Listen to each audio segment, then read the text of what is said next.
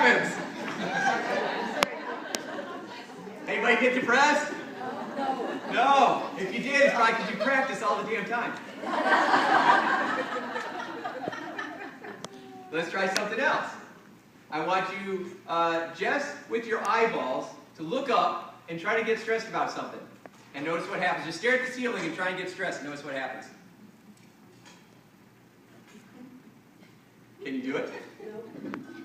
Isn't that weird? Your mind just kind of goes blank, like, I can't think of nothing. Isn't that weird? Just by looking up. I spent years trying to figure out how to quiet your inner mind. You just look up? You gotta be kidding me. I'm doing all these rational, emotive, behavior therapies, all this kind of stuff. You just look up. Now I noticed that from working with depressed people. Where do depressed people stare? Down. And they're like this, kind of like your body language is deflated and down, and I have to, and focused on, there's nowhere to go down here. I'm stuck. Helpless and hopeless. I'm stuck.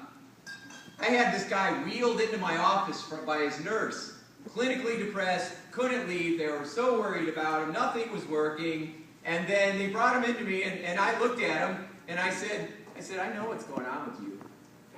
Because the first thing I do is I create a little bit of doubt because he doesn't know what's happening, right? So I put him into a trance because he didn't know what was going on. I'm just like, I know what's going on with you.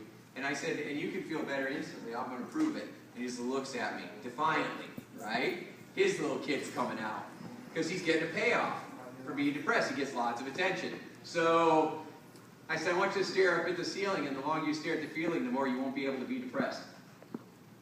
I dare you. So he looks up at me, and he looks at the ceiling, and then all of a sudden he gets this big smile on his face. And he looks at me, and he starts smiling, and then the nurse walks in, and he does this. It was hilarious. So